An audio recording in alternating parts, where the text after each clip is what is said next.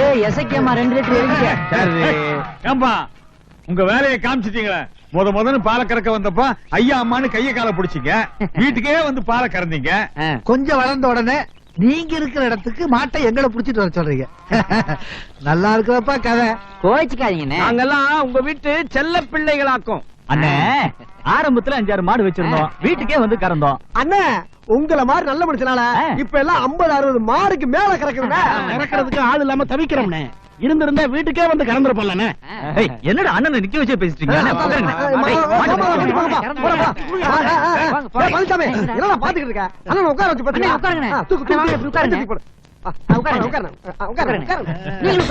என்ன சாப்பிடுறீங்க? பேப்பர் படிங்கண்ணே. படிக்க தெரியாது தம்பி. படம் பாருங்கண்ணே. அண்ணன் என்னன்னு சாப்பிடுறீங்க? டீயா சர்பத்தா காப்பியா கலரா? தம்பி நாங்க உங்களை என்னமோ நினைச்சோம். நீங்க பெரிய பிசினஸ் மேன் ஆயிட்டீங்க. காலேஜ் வரைக்கும் போய் படிச்ச பசங்கள்ல யாரை எப்படி கவர் பண்றதுன்னு நல்லா கத்து வச்சிருக்காங்க. இன்னொரு சந்தோஷமான விஷயம்னே, இன்னும் 2 வாரத்துல நாங்களே சொந்தமா ஒரு பால் ஸ்டோர் ஆரம்பிக்க போறோம். ஓஹோ அதுக்காக கொட்டையெல்லாம் போட்டு வச்சிருக்கீங்களா? ஆமாண்ணே, அதுக்கான எல்லா ஏற்பாடுகளும் நடந்துகிட்டு இருக்குண்ணே. ஏப்பா இதான் வர நேரமா? அண்ணன் எல்லாம் எவ்வளவு நேரமா காத்துக்கிட்டு இருக்காங்க. சீக்கிரமா போய் பாலை கறந்து அவங்களை அனுப்புற வழியை பாருங்கப்பா. போங்கப்பா. வெள்ளச்சாமி அண்ணே இங்க வா. இவங்க எல்லாம் காலனி பசங்க. இவங்க பண்ணையார் பண்ணையில எல்லாம் வேலை செஞ்சுட்டு இருந்தாங்க. ஆமாண்ணே அந்தாலும் ஏதோ சரியா சம்பளம் தரேன்னு சொல்லி எங்கிட்ட வந்து ஓன்னு அழுதாங்க. நாங்க கூட கொஞ்சம் சம்பளத்தை போட்டு இங்கே அப்பாயின்மெண்ட் பண்ணிக்கிட்டோம். அண்ணே ஒரு நிமிஷம் வெயிட் பண்ணுங்க. பாலை கறந்து 10 நிமிஷத்துல உங்களை அனுப்பிச்சு விட்டோம். சீக்கிரம் வாடா, சுறுசுறுப்பா இருக்கணும்டா. பெரியசாமி பசங்க போற போக்க பார்த்தா பெரிய லெவல்ல வருவாங்க போல இருக்கு. வருவாங்க.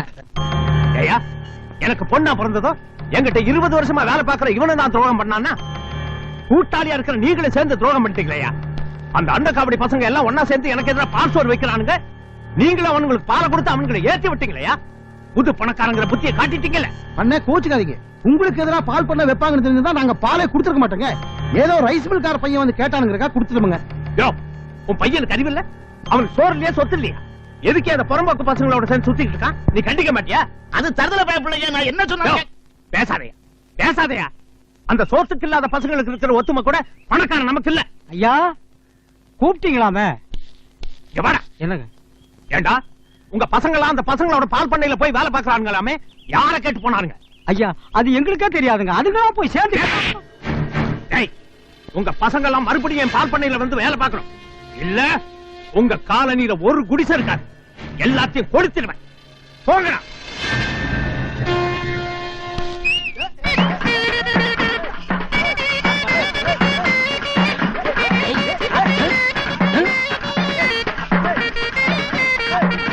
பசங்க என்ன சூப்பரா ஆடுறாங்க பாத்தீங்களா? இவர் மகன் பின்றா. சும்மா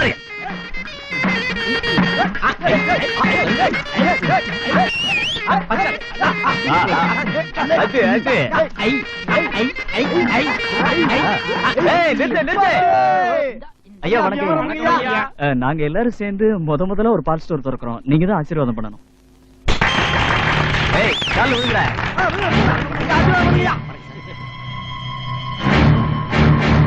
ஐயா இந்தாங்க பத்திரிக்கை.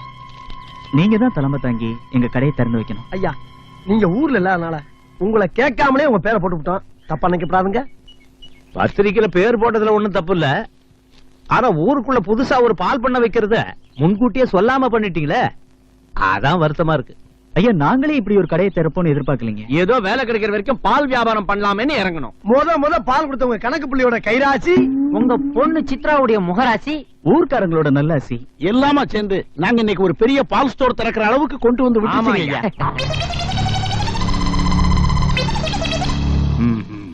ஏதோ அறக்குறையா நடத்தி உங்க பேரையும் ஊர் பேரையும் கெடுத்துருவோம்னு நினைக்காதீங்க. உங்க பால் ஸ்டோரை விட 1000 மடங்கு பெரிய ஸ்டோராக்கி காட்டுறோம்யா. எங்களை நம்புங்க.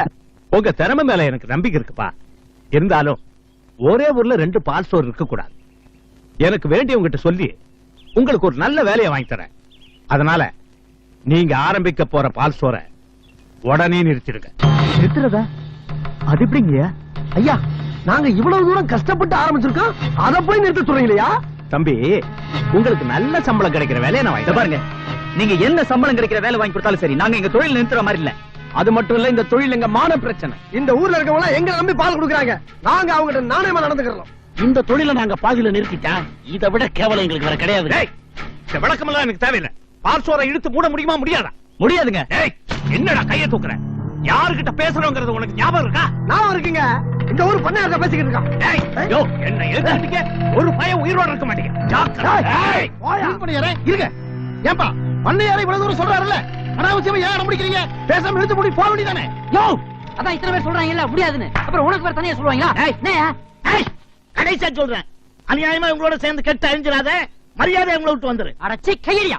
யோ நீதான் நான் உன் வீட்டுக்குள்ள நுழையக்கூடாதுன்னு சொல்லிட்டேல, அப்புறம் என்னையா?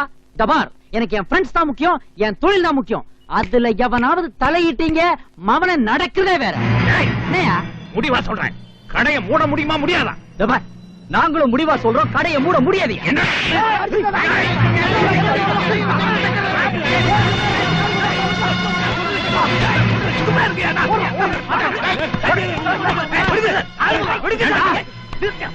ஏத்து பேசுறீங்களா? நிறுத்துங்க பண்ண. எப்படி சார் அவன் கை நீட்டி அடிக்க? நடந்து போச்சு, நான் பேசுகிறேன். போங்கப்பா. சார் எங்களை கடை எழுத்து மூடும் சொல்றதுக்கு இந்த யார் சார்? இந்த ஆளுக்கு அடிமையா நாங்க? அட நான் பேசுறேன், போப்பா. சார், இந்த ஆளை தவிர வேற எவனாவது கை வச்சிருந்தானா?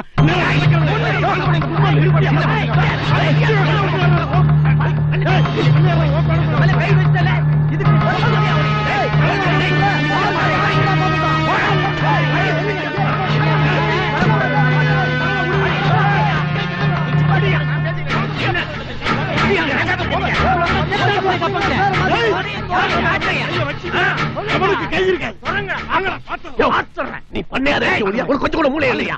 சின்ன பசங்க எப்படி நடந்துக்கிறது கூட தெரியல. அவனுங்களை நீ கை நீட்டி அடிக்கிறிய, அவனுக்கு திருப்பி ஒண்ணு அடிச்சானுங்கன்னா உன் மரியாதை என்ன ஆகுறது? நிறுத்தியா? ஆரம்ப காலத்துல இருந்தே பாத்துக்கிட்டு இருக்க, நீ எப்பவுமே எனக்கு இடைஞ்சல் பண்ணிக்கிட்டே இருக்க. மரியாதை கெட்டுடும். இந்த பாரியா, முதல்ல இந்த பால்சோர் மெம்பர்களை எல்லாம் எனக்கு எதிராக தூண்டி விட்டு என்ன கணக்கு கேட்க வச்ச, போனா போதுன்னு இருந்தேன். அதுக்கப்புறம் பேங்க் மேனேஜர் போய் என்ன கேட்காம எந்த லோனும் கொடுக்க கூடாதுன்னு அவனை மிரட்டிட்டு வந்திருக்கிறேன். இப்ப என்னடா அந்த பசங்களை எனக்கு எதிராக தூண்டி விட்டு பால்சோர் வைக்க சொல்லிருக்கேன். இந்த பாரியா, இப்படி எல்லாம் செஞ்சு நீ ஊர் பெரிய மனுஷன் ஆயிடான்னு நினைக்காத. அது நான் உயிரோட இருக்கிற வரைக்கும் நடக்காது. யோ, நான் ஊர் தலைவன் ஆகணும் எந்த காலத்தில் நினைச்சதே இல்லையா? ஊர் தலைவனா இருக்கிற நீ யோக்கியமா இருக்கணும் தான் சொல்றேன்.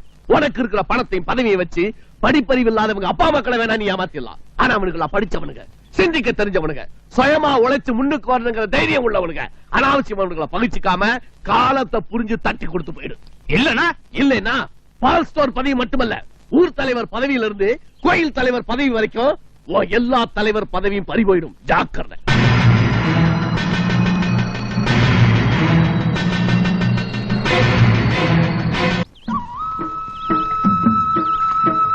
மூஞ்சில படுத்து பாத்தடியா. நீ ஒதுங்கி போடி.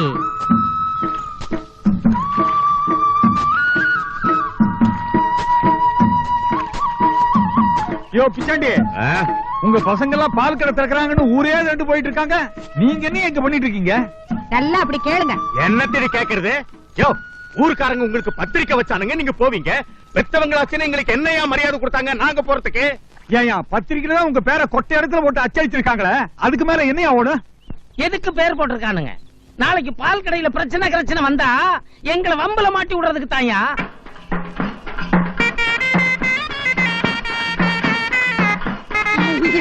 நோட்டீஸ் எடுத்துட்டு வராருவா. பத்திரிக்கை கொண்டாந்து வைக்கல, பத்திரிக்கை வைக்கல அப்படியே பேசிக்கிறியா? எடுத்துட்டு வரா பாரு ராசா. ராசா வரடா கண்டு தாய்மா நடந்து போறேன்.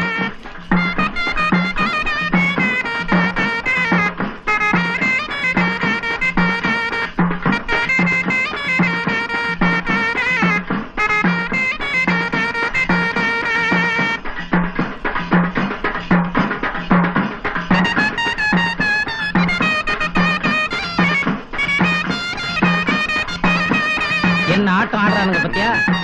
சுமாரியா நிப்பாட்டு. டேய் அங்க பாத்தியா? பதுங்கி எட்டி பாக்குறானு பாரு. டேய் பத்திரிக்கை கொடு. குடுறா கொஞ்சம். அம்மா, நாங்க பால் ஸ்டோர் ஆரம்பிக்கிறோம், நீயும் தங்கச்சியும் கண்டிப்பா வந்துருங்க. அப்பா கொடுப்பா. நீயே கொடுத்துக்க. என்னையா உன் பையனுக்கு மரியாதையா தெரியல? அம்மா கொஞ்சம் வாங்க. என்ன கண்ணு? உன் புருஷனை கொஞ்சம் இங்க வர சொல்லு. புள்ள கூப்பிடாங்க, வந்து தொலையா. என் பையன் என்னதான் தகராறு பண்ணாலும் அப்பன்னா அவனுக்கு ஒரு தனி மரியாதை. அவன் சிங்கம். கண்ணா, என் மரியாதையை காப்பாத்திடா. பத்திரிக்கை குடியா? எங்க அம்மாவுக்கு என் தங்கச்சிக்கு பத்திரிக்கை கொடுக்கத்தான் நான் இங்க வந்தேன். இத சாக்கு வச்சுட்டு கடை திறக்கிற பக்கம் வந்த உசுரோட இருக்க மாட்டேன். எவனுக்கும் பயப்படாதீங்க, நீங்க வந்துருங்கம்மா. அதே அடியாரா அதே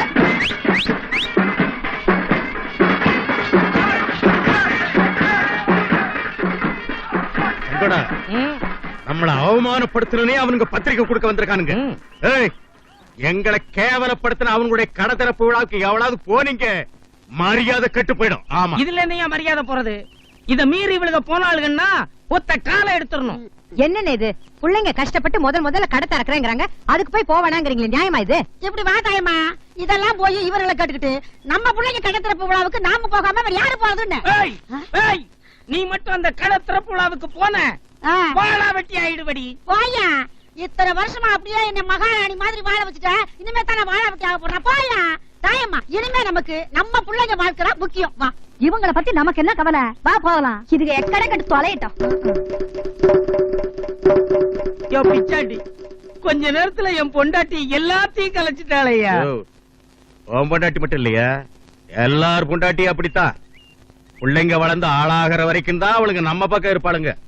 அதுங்க வளர்ந்து 4 காசு சம்பாதிக்க ஆரம்பிச்ச உடனே அந்த பக்கம் சாஞ்சிருவாளுங்க. இவ்வளவு நாளா அவளுங்க நம்மகிட்ட நடிச்சிட்டு இருந்திருக்காளுங்க, பச்சு வந்தீங்க. அதனாலதான் ஆம்பளைங்க எல்லாம் 2 கல்யாணம் பண்றானுங்க. நாம தான் ஏன் மிஸ் பண்ணிவிட்டோம். இப்ப என்னையா கெட்டு போச்சு?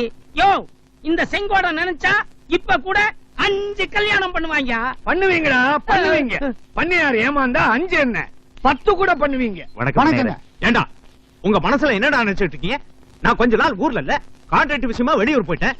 அதுக்குள்ள ஆளாளுக்கு நாட்டாம ஆயிட்டீங்களா? ஐயோ, அப்படிலாம் நாங்க உங்களுக்கு எதிராக எதுவுமே பண்ணலீங்களே. என்ன பண்ணல? கிணறு வெட்டணும் என்கிட்ட பணத்தை வாங்கிட்டு போய் எனக்கு எதிராக உங்க பசங்களுக்கு பால் பண்ண வச்சு கொடுத்துருக்கீங்க. இது எனக்கு பண்ற துரோகம் இல்லையா? ஏங்க, எங்களுக்கு அப்படி ஒரு எண்ணம் இருந்திருந்தா ஊரே அவனுங்க கிட்ட கறக்கும் போது நாங்க கிட்ட உங்ககிட்ட கறப்பங்களா? ஏய், இது வரைக்கும் நான் உங்ககிட்ட ஏமாந்தது போதும், இன்னைக்கு நான் ஏமாற மாட்டேன். இந்த பாரு, உங்களுக்கு 1 வாரம் டைம் தரேன். அதுக்குள்ள என்கிட்ட வாங்கின மொத்த பணமும் வந்து சேரணும். அப்படி இல்ல உங்க எல்லாருடைய நிலத்தையும் பிடிக்கும். அது மட்டும் இல்ல, இந்த விளைச்சல்ல வர ஒரு நெல்லு மணியை கூட நீங்க வீட்டுக்கு எடுத்துட்டு போக முடியாது.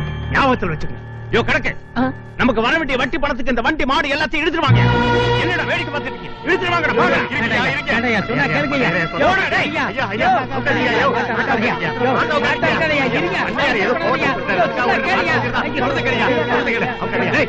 ஏன்டா அவனை தடுக்கிறேன்? போடா, டேய் வண்டியை திருப்பிடா. இந்த வண்டி மாத்த நம்பிட்டாயா எங்க பொழப்பே இருக்கு. இந்த மாதிரி நேரத்துல எல்லாத்தையும் எடுத்துட்டு போயிட்டீங்கன்னா எங்க மான மரியாதை எல்லாம் போயிடுங்க. ஏண்டா, நான் தான் உங்களை காப்பாத்தணும் தெரியுதுல்ல, நேரா போங்க. உங்க பசங்க கடத்த இருக்கிறத தடுத்து நிறுத்துங்க. ஐயா, நாங்க அவனுங்க கிட்ட பேசி 2 மாசம் ஆகுதுங்களா ஐயா. நாங்க சொன்ன அந்த நாதாரி பசங்க கேட்காதுங்க ஐயா. ஆமாங்க. டேய், நீங்க மட்டும் உங்க பசங்களை பகச்சிக்க மாட்டீங்க, நான் மட்டும் அவசரத்துக்கு உங்களை காப்பாத்தணுமா? நல்லா இருக்குடா நியாயம். டேய், ஏண்டா நிக்கிறீங்க? எல்லாத்தையும் எடுத்துட்டு போங்க. ஒரு மாட்டை எல்லாத்தையும் எடுத்துட்டு போங்க. ஐயா, ஐயா, ஐயா. யோ, பண்ணையார பத்தி தான் உங்களுக்கு நல்லாவே தெரியும்.